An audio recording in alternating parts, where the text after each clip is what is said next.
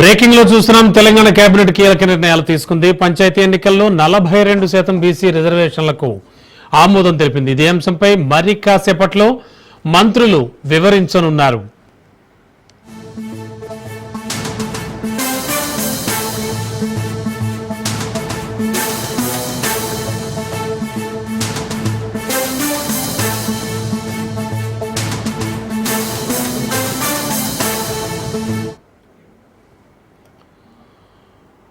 దాదాపుగా ఇవాళ జరిగినటువంటి సుదీర్ఘ కేబినెట్ సమావేశం అనంతరం కూడా కేబినెట్ కీలక నిర్ణయాలు తీసుకుందని చెప్పొచ్చు. పంచాయతీ ఎన్నికల్లో 42% బీసీ రిజర్వేషన్లకు ఆమోదం తెలిపింది. ఇదే అంశంపై మరి కాసేపట్లో మంత్రులు కూడా వివరించనున్నారు. అండ్ దీనికి సంబంధించి పంచాయతీ ఎన్నికలు, స్థానిక సంస్థల ఎన్నికలే టార్గెట్గా ఇవాల్టి సుదీర్ఘ కేబినెట్ సమావేశం కొనసాగిందని చెప్పొచ్చు. ఈ నేపథ్యంలో మంత్రులంతా కూడా హాజరయ్యారు. ప్రస్తుతానికి తెలంగాణలో హాట్ టాపిక్గా మారినటువంటి స్థానిక సంస్థల ఎన్నికల రిజర్వేషన్స్, ఆ కోటా, వీటికి సంబంధించి చాలా సీరియస్గా కూడా డిస్కషన్ జరిగినట్టు తెలుస్తోంది. అండ్ మరి కాసేపట్లో మంత్రులు ప్రెస్ మీట్ పెట్టి ప్రభుత్వం తీసుకున్నటువంటి నిర్ణయాలన్నీ కూడా చెప్పేటువంటి అవకాశం కనిపిస్తోంది. ప్రస్తుతానికి 42% బీసీ రిజర్వేషన్లకు కూడా ఆమోదం తెలిపినట్టుగా తెలుస్తోంది. బీసీ రిజర్వేషన్ల కోసమే ఆర్డినెన్స్ కూడా తీసుకొచ్చే ఆలోచనలో ఉంది. అలాగే ఆర్డినెన్స్ కోసమే అసెంబ్లీ సమావేశాల ప్రోగ్రాం కూడా తెలుస్తోంది. అండ్ ఇదే అంశానికి సంబంధించి మంత్రులు కాసేపట్లో ప్రెస్ మీట్ పెట్టి నిర్ణయాలు తెలియజేయనున్నారు.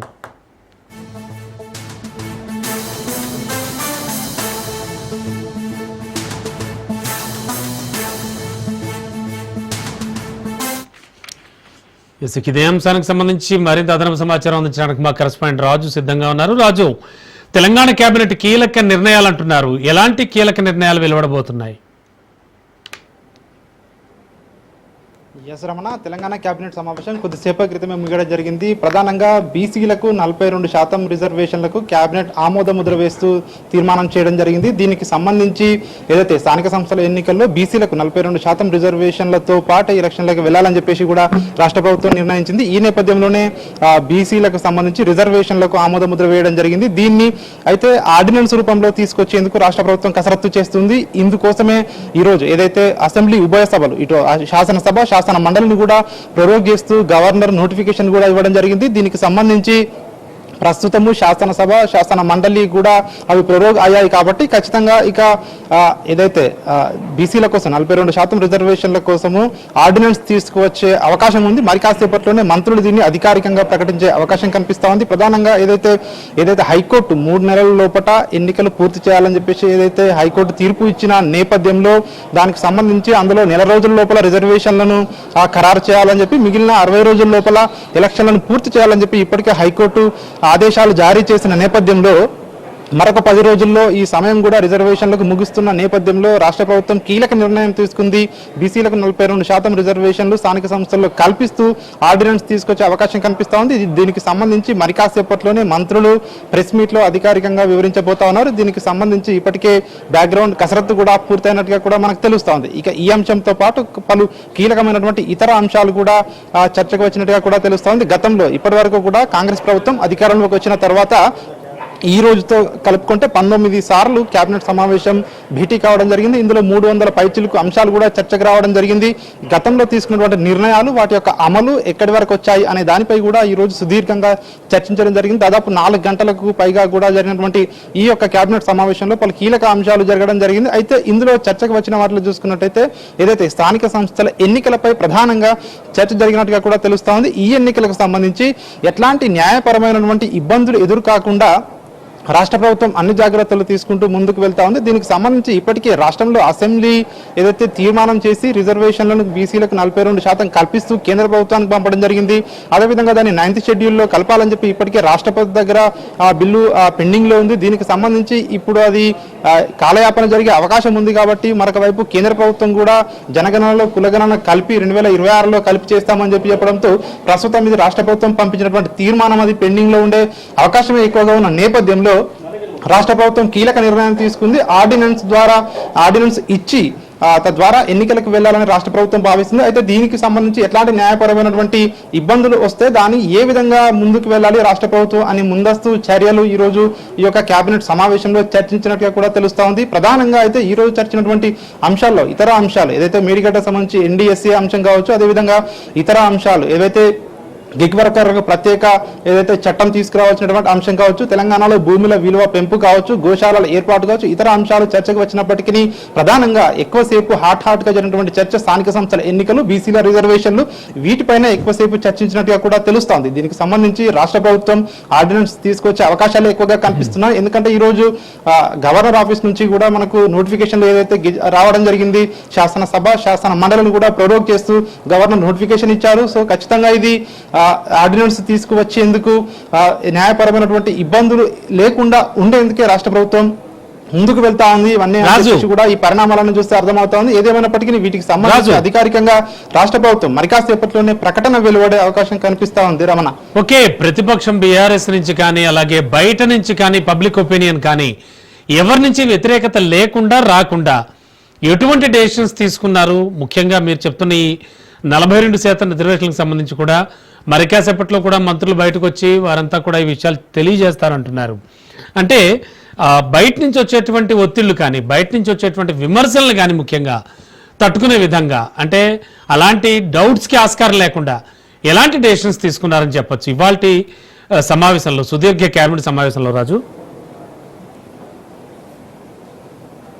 ప్రధానంగా చూసుకున్నట్టయితే ఈ ఏదైతే బీసీ రిజర్వేషన్లు కావచ్చు, స్థానిక సంస్థల ఎన్నికలకు కావచ్చు, ఇప్పటికే ఇటు ప్రతిపక్ష పార్టీలు బీఆర్ఎస్ పార్టీ కావచ్చు, బీజేపీ పార్టీ కావచ్చు, ఈ 42% రిజర్వేషన్లకు మొదటి నుంచి కూడా ఈ పార్టీలు కూడా అసెంబ్లీలో కూడా మద్దతు పలకడం జరిగింది. సో ఖచ్చితంగా ప్రతిపక్షాల నుంచి ఎట్లాంటి ఇబ్బందులు ఎదుర్కాకపోవచ్చు. అయితే న్యాయపరమైనటువంటి ఇబ్బందులు ఎదురయ్యే అవకాశం ఉందా అన్న ఆలోచన కూడా ప్రభుత్వం చేస్తూ ఉంది. ఎందుకంటే ఇప్పుడు ఆర్డినెన్స్ ఇచ్చి తద్వారా ఎన్నికలకు వెళ్ళడం ద్వారా ఎవరైనా సుప్రీంకోర్టుకు వెళ్తే సో ఏ విధంగా ఉంటుంది అనే దానిపై కూడా తర్జన పడుతున్నట్టుగా కూడా తెలుస్తోంది. ఇప్పుడు 42% రిజర్వేషన్లు ఇవ్వడం వల్ల అవి 50% రిజర్వేషన్లు దాటుతున్నాయి. అంటే సుప్రీంకోర్టు ఇచ్చినటువంటి గతంలో ఇచ్చినటువంటి తీర్పులకు వ్యతిరేకంగా 50% రిజర్వేషన్లు దాటుతున్నాయి. కాబట్టి సో ఏ విధంగా ఉండబోతా ఉంది అనేది కూడా ప్రభుత్వం ఆలోచిస్తూ ఉంది. దీనికి సంబంధించి ప్రభుత్వం ఏం చేయబోతా ఉంది అనేది కూడా తెలియాల్సి ఉంటుంది. ఇప్పుడు ఆర్డినెన్స్ ఇచ్చి ఎన్నికలకు నోటిఫికేషన్ జారీ చేసినా కూడా సో తద్వారా ఏం జరగబోతా ఉంది, ఒకవేళ ఎవరైనా సుప్రీంకోర్టును ఆశ్రయిస్తే లేదంటే హైకోర్టును సుప్రీంకోర్టును ఆశ్రయిస్తే తద్వారా ఏం జరగబోతా ఉంది అనేది కూడా రాష్ట్ర ప్రభుత్వం ముందుగానే ఆ కాన్సిక్వెన్సెస్ ను కూడా అంచనా వేసి దానికి సంబంధించి ఏ విధంగా వ్యూహాత్మకంగా ముందుకు వెళ్ళాలి, సో ఎన్నికలు సజావుగా జరపాలి ఈ 42% రిజర్వేషన్లతో అన్న ఆలోచనలో కూడా ఉంది.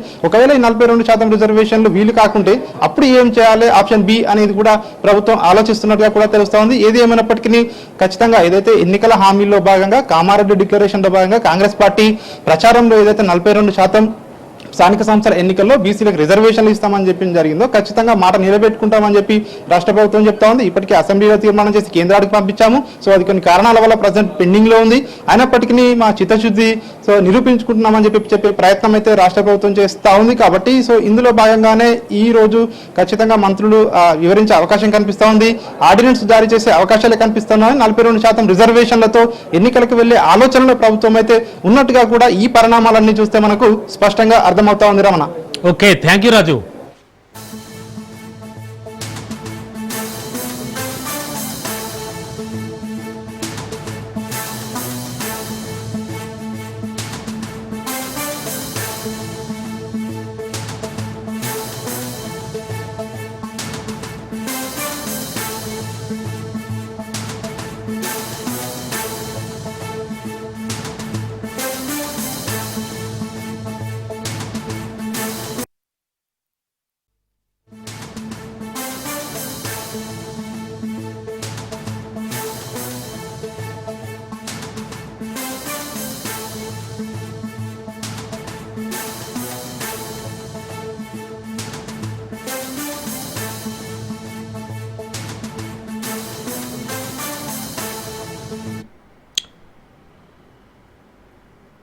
బ్రేకింగ్ లో చూస్తున్నాం.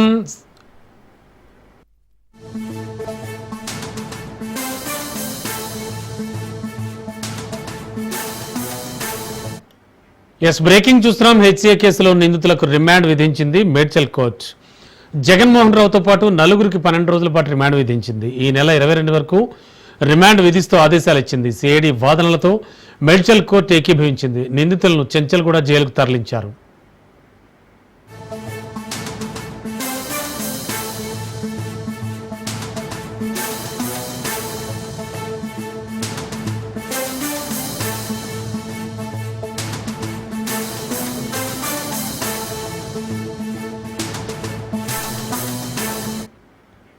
హెచ్సీఏ కేసులో నిందితులకు రిమాండ్ విధించింది మేడ్చల్ కోర్టు. బ్రేకింగ్ న్యూస్ చూస్తున్నాం. జగన్మోహన్ రావుతో సహా నలుగురికి 12 రోజుల పాటు రిమాండ్ విధించింది. ఈ నెల 22 వరకు రిమాండ్ విధిస్తూ ఆదేశాలు ఇచ్చింది. సిఐడి వాదనలతో మేడ్చల్ కోర్టు ఏకీభవించింది.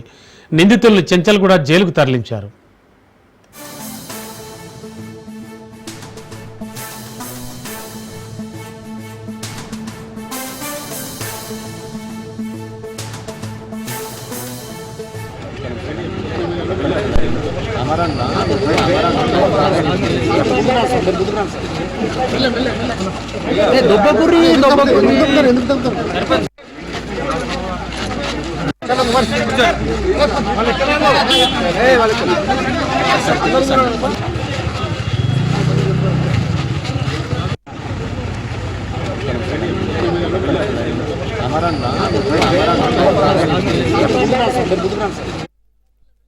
క్రికెట్ అసోసియేషన్ సంబంధించిన కేసులో జగన్మోహన్ రావు అండ్ అదర్ని తీసుకురావడం జరిగింది. దానికి సంబంధించిన కేసులో ఏదైతే మిస్అప్రోప్రియేషన్ ఫండ్స్ గిట్లా కింద పెట్టారో ఆ సెక్షన్స్ అట్రాక్ట్ కావని చెప్పి ఈరోజు చెప్పడం జరిగింది. అరెస్ట్కి సంబంధించిన గైడ్ లైన్స్ సుప్రీంకోర్టు ఇచ్చిన ప్రకారంగా గ్రౌండ్స్ ఆఫ్ అరెస్ట్ మీద కూడా ఆర్గ్యుమెంట్ చేయడం జరిగింది. దానికి సంబంధించిన గ్రౌండ్స్ ఆఫ్ అరెస్ట్ ఎక్కడ కూడా ఇవ్వలేదు అని ఆర్గ్యుమెంట్ చేయడం జరిగింది. ఎక్కడ కూడా ఈ మిస్అప్రోప్రియేషన్ ఫండ్స్ అన్నది విషయంలో ఎక్కడ కూడా ఆధారాలు లేవని చెప్పడం జరిగింది. ఏ ఒక్క ఆధారం కూడా ఆ ఫండ్స్ నుండి వీళ్ళకి వచ్చినట్టు కానీ వాళ్ళు వాడుకున్నట్టు కానీ ఎక్కడ లేదని కూడా కోర్టుకు ముందు మేము చెప్పడం జరిగింది. 499 సంబంధించిన సెక్షన్కి సంబంధించిన కూడా అందులో కూడా ఆధారాలు లేవని చెప్పడం జరిగింది. బుక్ సంబంధించిన ఫోర్జరీ జరిగిన దానికి సంబంధించిన దాని మీద కూడా మేము ఆధారాలు లేవు, ఖచ్చితంగా ఇది ఫాల్స్ కేసు అని చెప్పి కోర్టు ముందు చెప్పడం జరిగింది. రిమాండ్ రిజెక్ట్ చేయాలని కూడా కోర్టుకు విన్నవించడం జరిగింది. ఖచ్చితంగా రిమాండ్ రిజెక్ట్ చేయాలని ఆర్గ్యుమెంట్ చేయడం జరిగింది. కానీ కోర్టు వారికి రిమాండ్ విధించడం జరిగింది. దానికి సంబంధించిన బెయిల్ కానీ మిగతా విషయాలన్నీ రేపు కోర్టులో జరుగుతుంది. ఈ నెల 22వ తారీఖు వరకు 14 రోజులు రిమాండ్ విధించడం జరిగింది. 15 డేస్ ఎప్పుడు కానీ ఆ రిమాండ్ చేసినప్పుడు మాత్రం బెయిల్ ఇవ్వద్దు అని లేదు. ఖచ్చితంగా ఒక రూల్ 14 డేస్ జైల్లో ఉంచాలి, 14 డేస్ మాత్రమే ఉంచాలి అనే ఒక రూల్ ప్రకారంగా అందులో ఉంటుంది. అంతకు ముందు కూడా బెయిల్ ఇవ్వచ్చు, దాని తర్వాత కూడా బెయిల్ ఇవ్వచ్చు. అది it is a procedure. 14 days remand అనేది ప్రొసీజర్.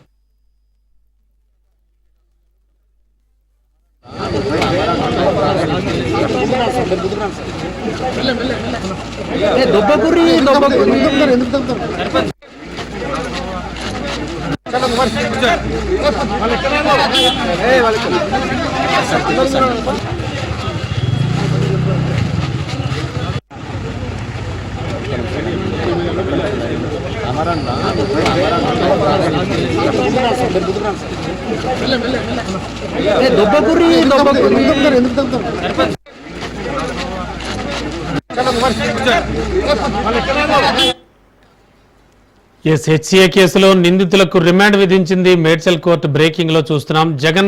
జగన్మోహన్ రావు సహా నలుగురికి 12 రోజుల పాటు రిమాండ్ విధించింది. ఈ నెల 22 వరకు ఈ రిమాండ్ను విధిస్తూ ఆదేశాలు ఇచ్చింది. సిఐడి వాదనలతో మేడ్చల్ కోర్టు ఏకీభవించింది. నిందితులను చెంచల్గూడ జైలుకు తరలించారు.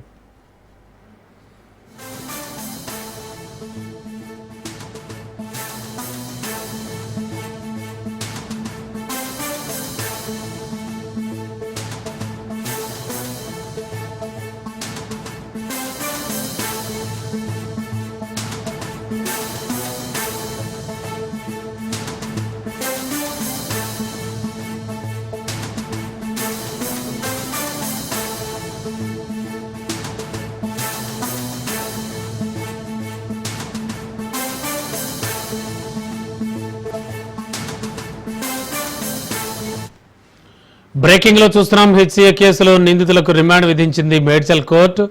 జగన్మోహన్ రావు సహా నలుగురికి 12 రోజుల పాటు రిమాండ్ విధించింది. ఈ నెల 22 వరకు ఈ రిమాండ్ విధిస్తూ ఆదేశాలు ఇచ్చింది. సిఐడి వాదనలతో మేడ్చల్ కోర్టు ఏకీభవించింది. నిందితులను చెంచల్గూడ జైలుకు తరలించారు.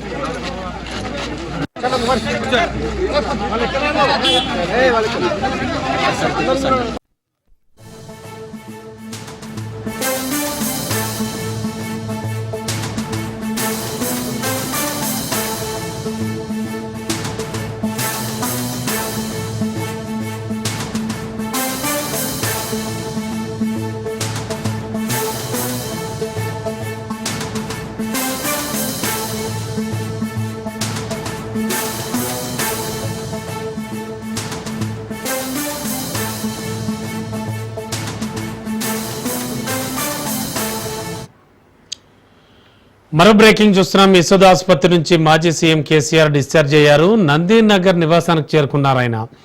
హైదరాబాద్లోని సోమాజిగూడ యశోద ఆసుపత్రికి కేసీఆర్ మరోసారి వెళ్లాల్సి వచ్చింది.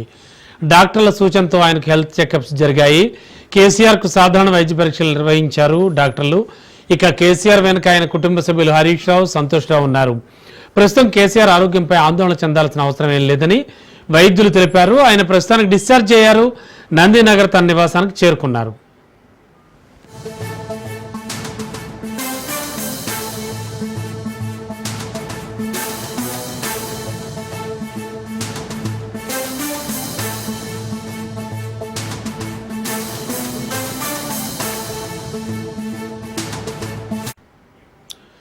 హైదరాబాద్లోని సోమాజిగూడ యశోద ఆసుపత్రికి కేసీఆర్ మరోసారి వెళ్లి కొన్ని చెకప్స్ చేయించుకున్నారు. బ్రేకింగ్ లో చూస్తున్నాం. డాక్టర్ల సూచనతో ఆయనకు హెల్త్ చెకప్స్ అన్ని కూడా జరిగాయి. ఇక కేసీఆర్ సాధారణ వైద్య పరీక్షలు నిర్వహించినట్టుగా కూడా డాక్టర్లు వెల్లడించారు. కేసీఆర్ వెనక ఆయన కుటుంబ సభ్యులు హరీష్ రావు, సంతోష్ రావు ఉన్నారు.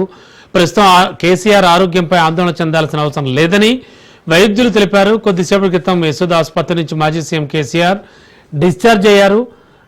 నందీనగర్ నివాసానికి చేరుకున్నారు కేసీఆర్కి. మరింత అదనపు సమాచారం ఇదే అంశానికి సంబంధించి మా కరెస్పాండెంట్ సైదులను తెలుసుకుందాం. సైదులు, ఏం జరుగుతోంది? మొన్నే ఆయన వెళ్లారు అండ్ మళ్ళీ మరోసారి వైద్యుల సూచన మేరకు కొన్ని చెకప్స్ అంటున్నారు. యాక్చువల్గా ఏం జరుగుతోంది? ఎలా ఉన్నారు ఆయన ఇప్పుడు?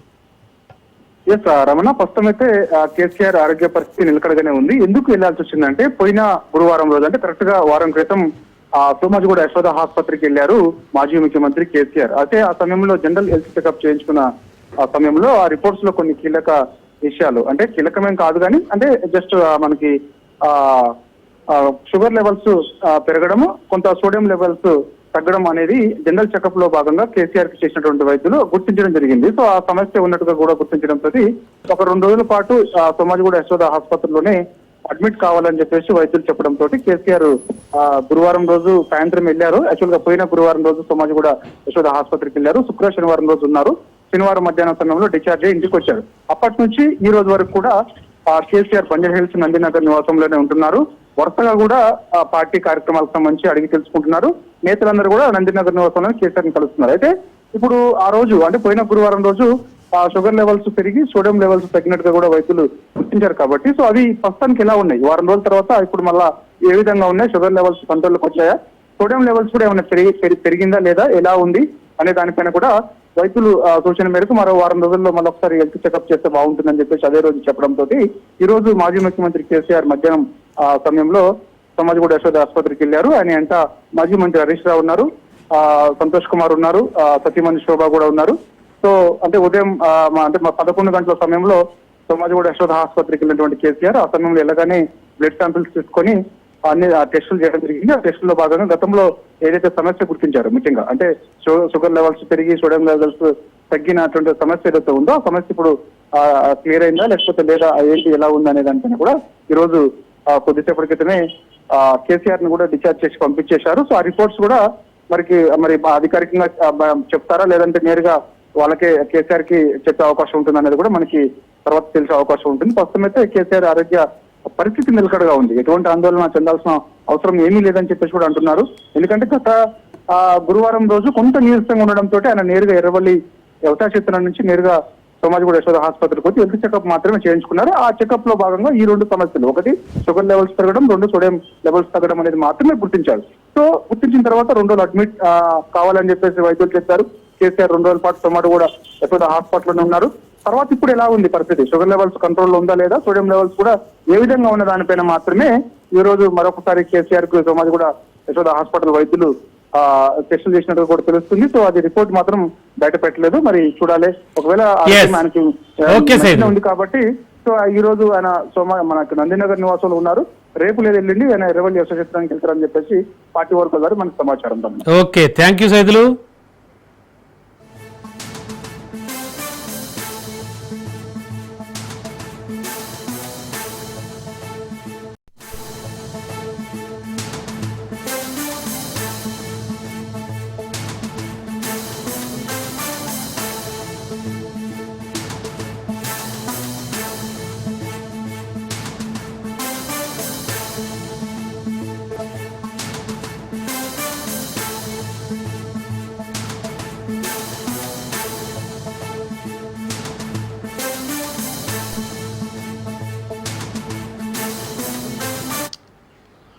సంగారెడ్డి జిల్లా జహీరాబాద్ నిమ్స్ ఆఫీసులో ఏసీబీ అధికారులు దాడులు నిర్వహించారు. ఆ బ్రేకింగ్ న్యూస్ చూస్తున్నాం. నిమ్స్ డిప్యూటీ కలెక్టర్ రాజు, డిప్యూటీ తహసీల్దార్ సతీష్ ఏసీబీకి పట్టుబడ్డారు.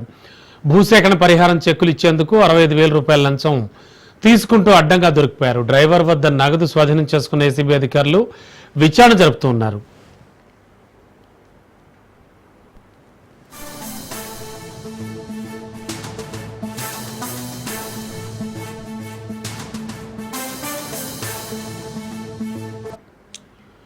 సంగారెడ్డి జిల్లా జహీరాబాద్ నిమ్స్ ఆఫీసులో ఏసీబీ అధికారులు దాడులు చేశారు. నిమ్స్ డిప్యూటీ కలెక్టర్ రాజు, డిప్యూటీ తహసీల్దార్ సతీష్ ఏసీబీకి పట్టుబడ్డారు. భూసేకరణ పరిహారం చెక్కులు ఇచ్చేందుకు 65,000 రూపాయల లంచం తీసుకుంటూ అడ్డంగా దొరికిపోయారు. వాళ్ళు డ్రైవర్ వద్ద నగదు స్వాధీనం చేసుకున్న ఏసీబీ అధికారులు విచారణ జరుపుతూ ఉన్నారు.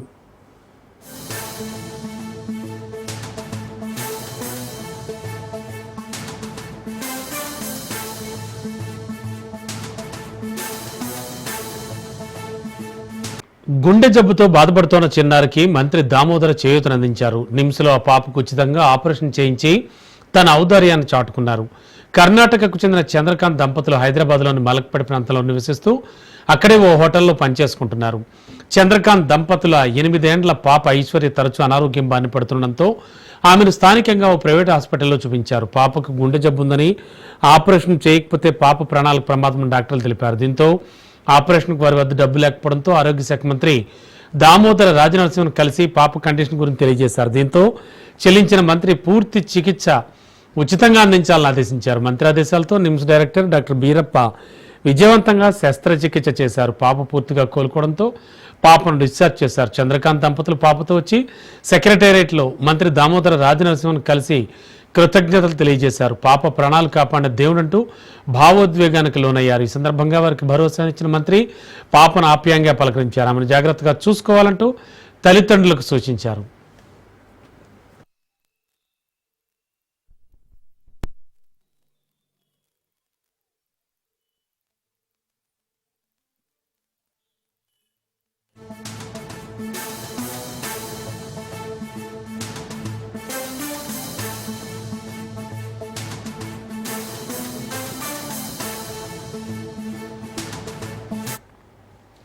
తెలంగాణ సచివాలయంలో మంత్రి జూపల్లి సమీక్ష నిర్వహించారు. భారీ వర్షాలతో అప్రమత్తంగా ఉండాలంటూ కలెక్టర్లను మంత్రి ఆదేశించారు. ప్రాణ ఆస్తి నష్టం కలగకుండా ముందస్తు చర్యలు తీసుకోవాలంటూ ఆదేశించారు. అయితే జిల్లాలో వర్షాలు భారీగా పడుతున్నాయని, వాగులు వంకలు పొంగి పొర్లుతున్నాయని వెల్లడించారు. ప్రాణహిత నది ఉధృతంగా ప్రవహిస్తోంది. కుమ్రం భీం ప్రాజెక్టులు గేట్లు ఎత్తివేశారు. ఈ సమయంలో వర్ష ప్రభావంతో వరద ప్రభావిత ప్రాంతాలను అప్రమత్తం చేయాలంటూ కలెక్టర్లను ఆదేశించారు. జనజీవనానికి ఎలాంటి ఇబ్బందులు కలగకుండా ముందస్తు చర్యలు తీసుకోవాలని సూచించారు. పోలీస్, రెవెన్యూ, ఇతర శాఖలతో సమన్వయం చేసుకుంటూ జనజీవనానికి ఆటంకాలు రాకుండా చర్యలు తీసుకోవాలని మంత్రి ఆదేశించారు.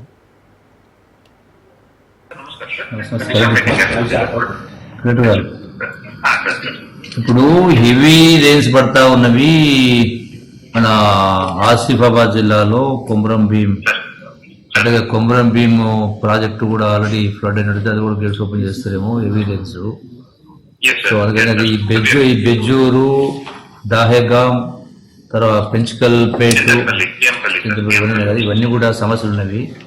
కాబట్టి వాళ్ళకు ఇమీడియట్గా మీరు వాళ్ళకు రెస్క్యూ ఆపరేషన్స్లో ఇబ్బంది లేకుండా బోట్లు కావచ్చు, ఇతర వాళ్ళకు బావులు వంకలు దాటడానికి కానీ సమస్యలు లేకుండా మునిగే వాళ్ళకు రిలీఫ్ ఆపరేషన్స్ ఇమీడియట్గా మీరు స్టార్ట్ చేయండి. Deploy teams, deploy special teams, ఈ ఫ్లడ్ ఎఫెక్ట్ అయిన అన్ని ప్రాంతాల్లో టీమ్స్ డిప్లాయ్ చేయండి.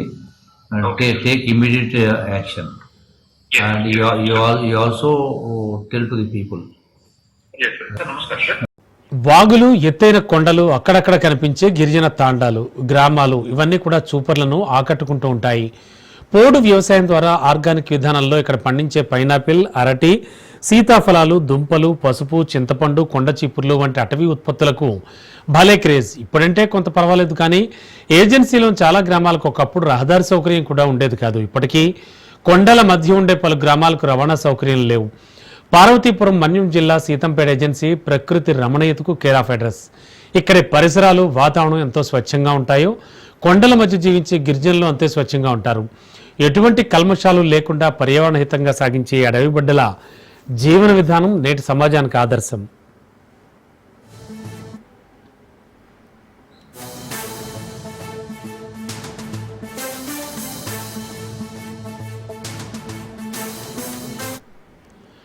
ఆధునిక ప్రపంచానికి, జీవన విధానానికి దూరంగా ఉంటారు గిరిపుత్రులు. వీరి ఆచార సాంప్రదాయాలు చాలా వింతగా ఉంటాయి. అడవిలోని భౌగోళిక పరిస్థితులకు తగ్గట్టుగా వీరి జీవన విధానం ఉంటుంది. అందుకే కొన్ని ఆహారపు అలవాట్లు వీరిని చూసేవారికి కొత్తగాను, ఆశ్చర్యంగాను అనిపిస్తాయి. అలాంటి వింతైన ఆహారపు అలవాటే పార్వతీపురం మన్యం జిల్లా సీతంపేట ఏజెన్సీలో కనిపించే చీమల కర్రీ. అవును, మీరు వింటోంది నిజమే.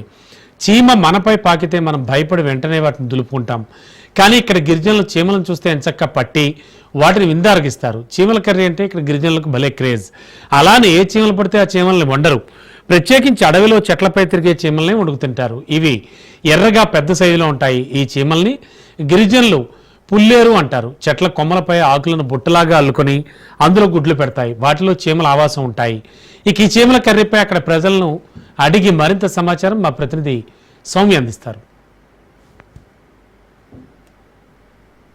అడవిసల అలవాట్లలో భాగంగా చీమలు వేటాడడం చాలా కష్టం అని చెప్తున్నారు. అనుకున్నంత ఈజీగా చీమలు దొరకవు అని చెప్తున్నారు. అయినా సరే వారి యొక్క జీవన శైలిలో భాగంగా అప్పుడప్పుడు వీళ్ళు చీమలను తింటామా అంటున్నారు. ప్రస్తుతం వారు వేటకు వచ్చారు కాబట్టి ఒకసారి వారితో మాట్లాడదాం. అసలు ఈ వేట ఎప్పుడు కొనసాగిస్తారు, ఎలా కొనసాగిస్తారు అని. అన్న చెప్పండి, ఈ చీమలను తినే సాంప్రదాయం మీకు తరతరాలుగా వస్తుంది అంటున్నారు.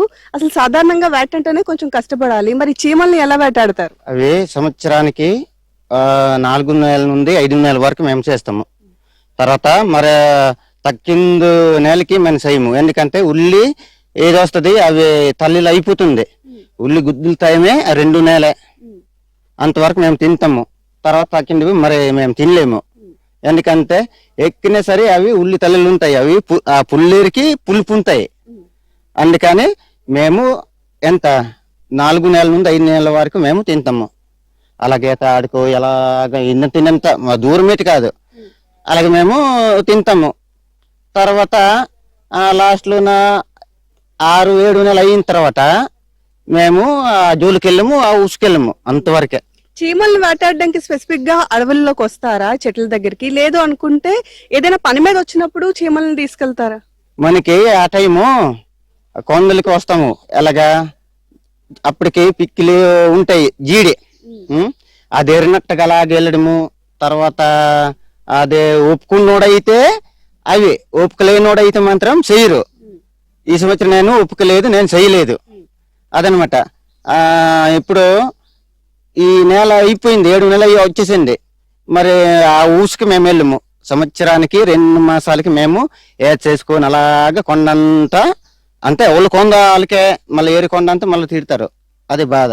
అన్న మీరు చెప్పండి, ఇక్కడ మీరు ఈ ఆదివాసీ ప్రాంతాల్లోనే నివసిస్తూ ఉంటారు కాబట్టి అసలు చీమల్ని ఎలా వేటాడతారు? నిజంగా చీమల్ని తింటారు? తింటామండి. అది జూన్, ఏప్రిల్, మే నెలలలో ఎక్కువగా అడవుల్లోనూ లభ్యమవుతాయండి ఈ చీమలు అనేది. అయితే జూన్ వచ్చేసరికి లాస్ట్ స్టేజ్ లో తల్లి దశలోకి వచ్చేస్తుంటది. అందువలన ఆ గుడ్డు అనేది తీయడానికి అవ్వదు.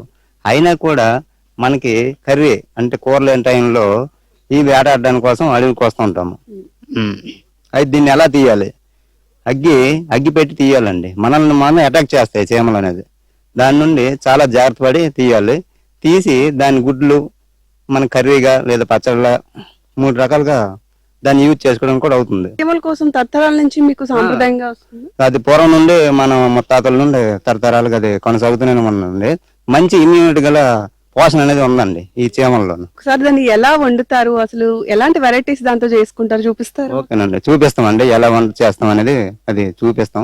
అన్న అక్కడి నుంచి తీసుకొచ్చారు చీమల్ని, తర్వాత వీటిని మంట పెట్టారు, ఇప్పుడు ఏం చేస్తారు? ఇది మంట పెట్టాం కదా, మొత్తం సీమ అంతా చచ్చిపోయింది. ఇది చచ్చిపోయిన తర్వాత ఇది కొద్దిగా చెత్త కొద్దిగా జస్ట్ అలాగా వేరేస్తాము. వేరేసిన తర్వాత దీనికి కడిగేస్తాం. కడిగేసిన తర్వాత మళ్ళీ ఆ ఉల్లిపాయలు, మిరపకాయలు ఇవన్నీ కోసిన తర్వాత మళ్ళీ ఇది వండుకుంటాము. సో ప్రస్తుతానికి ఇది ప్రాసెస్ అన్నమాట. తెచ్చిన చీమల్ని ఇలా వేడి కాస్త మంట పెడితే అవి చనిపోతాయి కాబట్టి దాన్ని మళ్ళీ ఆ చెత్త చెదారం అంతా తీసేసి శుభ్రపరచుకుంటారంట. శుభ్రపరచుకున్న తర్వాత కుకింగ్ ప్రాసెస్ చేస్తామంటున్నారు, అది కూడా చూద్దాం. సాధారణంగా నాన్ వెజ్ ప్రియులు చికెన్, మటన్, ప్రాను, ఫిష్ ఇలాంటివన్నీ కూడా ఎంత ఇష్టంతో తింటారో పుల్లేరు చీమల్ని ట్రైబల్ ఏరియా వాళ్ళు కూడా అదే విధంగా తింటాము అని చెప్తున్నారు. ఇప్పటి వరకు ప్రాసెస్ చూసాం కదా, ప్రస్తుతం తాలింపు కూడా అయిపోయిన తర్వాత చీమలు కూడా వేసేసాము అంటున్నారు. దీనికి సంబంధించి కూడా ఒకసారి తెలుసుకుందాం. అన్న, ఆనియన్స్ అన్ని అయిపోయిన తర్వాత ఇంట్లో చీమలు వేసేసారా? అయిపోయిన తర్వాత చీమలు వేసేస్తాం ఇందులో. ఈ మొత్తం కూర అయిపోయింది, మళ్ళీ ఇంకే ఇంట్లో ఇంత చేయ అవసరం లేదు, కూర అయిపోయింది. తింటామమ్మా, ఇష్టంగా తింటాము. ఇది ఇందులో ప్రతి ఒక్కరు చిన్న పిల్లల నుంచి పెద్దల వరకు సరదాగా సంతోషంగా అందరు తింటారు. ఇందులో ఎవరు నాకు పడదు, నాకు అవ్వదు అనడానికి లేదు. ఇందులో అందరూ ఎవరు ఇది తినకూడదు, ఇది జబ్బు, ఇది తినకూడదు, ఇది ఇబ్బందిగా ఉంటది, ప్రమాదం ఉంటది అనడానికి లేదు. ఎవరికి జ్వరంతో ఉన్న వాళ్ళు సరే, తర్వాత మామూలుగా ఉన్న వాళ్ళు సరే, చిన్న పిల్లలైనా సరే, గర్భిణీ స్త్రీలు సరే, అందరూ తింటాము. ఇష్టం. చిన్న పిల్లలకు కూడా పెడతారా మీరు? చిన్న పిల్లలు కూడా తినేస్తాము, చిన్న పిల్లలు కూడా పెడతాము, తింటారు, తినిపిస్తాము. దానివల్ల ఇబ్బంది అయితే ఏట్లేదు. సో మేము మాకు నాన్ వెజ్ అనగానే చికెన్, మటన్ అవన్నీ గుర్తొస్తాయి. సో అవి ఎక్కువగా తింటాం కదా, సో మీకు వాటితో ఈక్వల్ గా వీటిని తింటారా? ఇది అది కన్నా నాన్ ఇజ్జి కన్నా ఇది మాకు గొప్ప ఇష్టంగా తింటాము. ఎందుకంటే ఈ 3-4 మాసాలలో మాత్రమే దొరుకుతుంది. మిగతా రోజు దొరుకుతాయి కానీ సిమ్లో దొరుకుతుంది. ఈ ఏప్రిల్, మే, జూన్ ఆ ప్రాంతం అయితే గుడ్లు ఉంటది. గుడ్లతో పాటు కూడా సిమ్లు ఉంటాయి కాబట్టి అది వండుకోవడానికి బాగుంటది, కూర బాగుంటది, టేస్ట్ బాగుంటది, అన్ని విధాలు బాగుంటది. దీనికోసం గొడవలు కూడా అవుతాయని విన్నాను. దీని కోసం ఒక సపోజ్ మా కొండ దగ్గర ఉన్నాయి అనుకోండి, చెత్త మీద పూత కట్టేసి అనుకుంటే ఎవరో ఒకరు దొంగలాడిస్తే మాత్రం దానికి ఎంక్వైరీ చేస్తాము. ఎవరు తీసుకెళ్లారు, ఏది మా కొండ పైన ఉన్న సీములు అనుకుని అడుగుతాం. దొరికితే వాళ్ళు గొడవ చేస్తాం, ఇది చేయొద్దు, ఇలా కరెక్ట్ కాదు, మేము కూడా కూర వండుకుంటాం కదా అని మేము కూడా గొడవ పెడుతుంటాము. గొడవ పడి మరి తెచ్చి తింటాము. మరి దీనికి మా వర్షత్వంగా వస్తుందండి. ఎందుకంటే పూర్వకాలం నుంచి ఇది చిన్నప్పటి నుంచి మరి ఎప్పటి నుంచి తిన్నారో తెలియదు, మా తాతలు చెప్పుకుంటున్నారు తినాలని తింటున్నాము. దీనివల్ల ప్రమాదకరంగా అయితే ఇంతవరకు ఎక్కడ ఎప్పుడు మనకు రాలేదు. దీనివల్ల మీకు ఆరోగ్య లాభాలు ఏమైనా ఉన్నాయా? ఇందులో వల్ల ఆరోగ్య లాభాలు కూడా మనకి ఉన్నాయండి. ఎందుకనంటే ఒక జ్వరం వచ్చింది అనుకోండి, జ్వరం వచ్చినప్పుడు కూడా ఏమి తినలేకపోతాం కదా, అప్పుడు పచ్చడితో చేస్తే పులుపులుగా ఉంటాయి కదా, అప్పుడు తినే అవకాశం, ఎక్కువ తినడానికి కూడా అవకాశం మాకు వస్తుందండి. తింటామమ్మా. చూడు, ఎవరైనా తినవచ్చు, మీరు కూడా తినవచ్చు, ఎవరైనా తినవచ్చు, కానీ మీరు భయపడతారు. మాకైతే భయం ఎట్లుంది, పచ్చిదే తినేస్తాము. ఒక్కొక్క కూరకి ఒక్కొక్క ఫ్లేవర్ ఉంటది, ఒక్కొక్క రుచి ఉంటది. అసలు దీని రుచి ఎలా ఉంటది? ఈ రుచి మీకు అర్థం కాదండి. ఇది బాగా టేస్ట్ ఉంటాయి అన్ని, మటన్ కన్నా, రొయ్య కన్నా, అన్ని కన్నా ఇది టేస్ట్ ఎక్సలెంట్ గా ఉంటది, పులుపులుగా ఉంటది. అది గొప్ప ఇష్టం, పులుపులు కానీ సరే గొప్ప ఇష్టం ఉంటది. ఇందులో తినడానికి కూడా ఎవరు ఇంత తినాలి అని ఉండదు, ఎంతైనా తినేస్తారు మా వాళ్ళు. చూస్తున్నారు కదా, సాధారణంగా ట్రైబల్స్ యొక్క ప్రతిదీ ఒక ప్రత్యేకమని చెప్పుకోవచ్చు. వాళ్ళ ప్రత్యేకమైనటువంటి ఫుడ్ హ్యాబిట్స్ లో ఇది కూడా ఒకటి అని చెప్తున్నారు. అయితే బేసిక్ గా ఇది చికెన్, మటన్ బయట ఎట్లయితే తింటారో దానికంటే ఎక్కువ ఇష్టంతో మేము ఈ ఫుడ్ ని తింటాము అంటున్నారు. అంతేకాదు ఎవరైనా అతిథులు వస్తే వారికి కూడా ఈ ఫుడ్ నే పెడతారంట, వాళ్ళు కూడా చాలా ఇష్టంగా తింటారు అని చెప్తున్నారు. ఏదేమైనా సరే మనకి ఆశ్చర్యం కలిగించినప్పటికీ కూడా వీళ్ళ జీవన శైలిలో ఇది ఒక భాగం అని మాత్రం చెప్తున్నారు. ఈ ఫుడ్ హ్యాబిట్స్ ని మేఘాలయ, హిమాచల్ ప్రదేశ్, అరుణాచల్ ప్రదేశ్ ఆంధ్రప్రదేశ్ అలాంటి ప్రదేశాల్లో, చైనా అట్లాంటి దేశాల్లో కూడా మనం ఎక్కువగా చూస్తాము. కానీ ఇటువైపు ఉమ్మడి శ్రీకాకుళం జిల్లా సీతంపేట ట్రైబల్ ఏరియాలో కూడా ఇప్పటికీ ఈ కల్చర్ అయితే మాత్రం కంటిన్యూ అవుతుంది అని చెప్తున్నారు. Over to studio. Excel education group chairman doctor Arasavilli Aravind NTR trust managing trustee Nara భువనేశ్వర్ని మర్యాదపూర్వకంగా కలిశారు. ఎన్టీఆర్ ట్రస్ట్పై భువనేశ్వర్ చూపిస్తోన్న కరుణ, నిబద్ధత వేల మందికి స్ఫూర్తినిస్తోందని అరవింద్ కొనియాడారు. తలసేమియాలో భాగమైనందుకు గర్వపడుతున్నామన్నారు. ఎన్టీఆర్ ట్రస్ట్ నిర్వహించిన అవగాహన కార్యక్రమం ఒక గొప్ప లక్ష్యం అన్నారు. అందుకు అరవింద్ చారిటబుల్ ట్రస్ట్ ద్వారా 5 లక్షల విరాళం ప్రకటించారు. తలసేమియా యోధులకు మద్దతుగా నిలబడడంలో భాగమైనందుకు అరవింద్ పట్ల భువనేశ్వర్ కూడా సంతోషం వ్యక్తం చేశారు.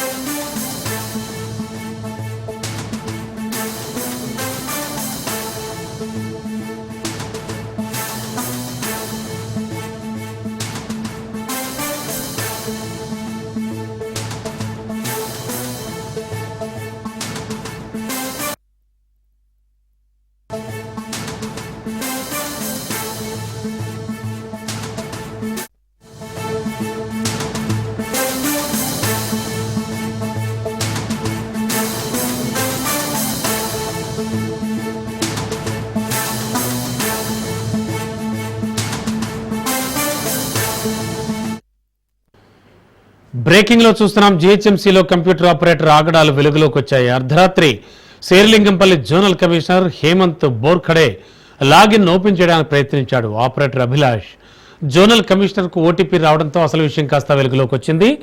ఈ ఘటనపై జోనల్ కమిషనర్ హేమంత్ బోర్ఖడే ఆరా తీశారు.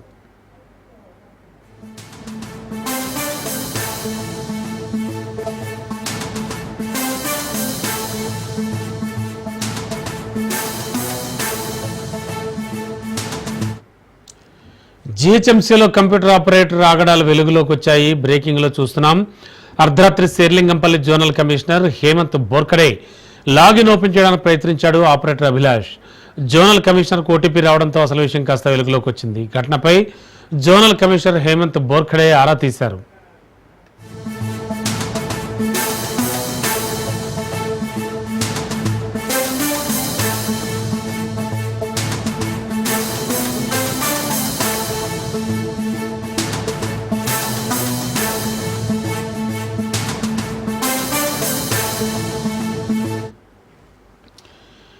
ఇదే అంశానికి సంబంధించి లేటెస్ట్ ఇన్ఫో అందించడానికి మా కరెస్పాండెంట్ పవన్ సిద్ధంగా ఉన్నారు. పవన్, యాక్చువల్గా లాగిన్ అవడానికి ట్రై చేశాడు అంటున్నారు. ఎందుకని చేసి ఉండొచ్చు అండ్ ఏమైనా వివరం తెలిసిందా? అయితే జిహెచ్ఎంసీ కంప్యూటర్ ఆపరేటర్ లాగిన్ కి ప్రయత్నం చేశారు. ముఖ్యంగా చూస్తే మాత్రం computer operator Abhilash Serilingampally zonal commissioner Hemanth యొక్క సంబంధించి ఒక లాగిన్ చేయడానికి ప్రయత్నించడంతో అతనికి కమిషనర్ ఓటీపీ వచ్చింది. ఓటీపీ వచ్చిన దాని తర్వాత అలర్ట్ అయ్యాడు. అలర్ట్ అయిన నేపథ్యంలో అసలు ఓటీపీ ఎందుకు వచ్చింది, అసలు దీన్ని ఎవరు ఓపెన్ చేయడానికి ప్రయత్నించారని దానిపైన కూడా పూర్తిగా ఆరా తీసిన నేపథ్యంలో అభిలాష్ పేరు కూడా వెలుగులోకి వచ్చింది. ప్రస్తుతం మాత్రం జోనల్ కమిషనర్ హేమంత్ బొర్ఖడే పోలీసులు కూడా ఫిర్యాదు చేశారు. పోలీసులు మాత్రము ఇప్పటికే ఘటనా స్థలాన్ని కూడా చేరుకొని పూర్తిగా ఇన్వెస్టిగేషన్ కూడా చేస్తున్నారు. ఎందుకంటే సీసీ ఫుటేజ్ కూడా ఉంటుంది. ఆ సీసీ ఫుటేజ్ ఆధారంగా ఈ యొక్క అభిలాష్ పేరు మాత్రం వెలుగులోకి వచ్చినట్టుగా మనకు సమాచారం తెలుస్తుంది. అయితే ఈ యొక్క పూర్తిగా కంప్యూటర్ ఓపెన్ చేసిన తర్వాత ఇందులో కొన్ని ఫైల్స్ కూడా ఉంటుంది. కొన్ని ఫైల్స్ ని అతను ఓకే చేయడానికి చూశారా, లేకపోతే కొన్ని ఫైల్స్ ని కాపీ చేయడానికి చూశారా, లేకపోతే కంప్యూటర్ లో ఉన్న పూర్తిగా డేటాను అతను కాపీ చేయడానికి చూశారా అనే దానిపైన కూడా పోలీసులు పూర్తిగా దర్యాప్తు చేస్తున్నారు. మొత్తానికి ఓవరాల్ గా చూస్తే మాత్రము అభిలాష్ ని విచారించిన దాని తర్వాత పూర్తి విషయాలు కూడా వెలుగులోకి వచ్చే అవకాశం కూడా చాలా స్పష్టంగా కనిపిస్తుంది. Okay, thank you Pawan.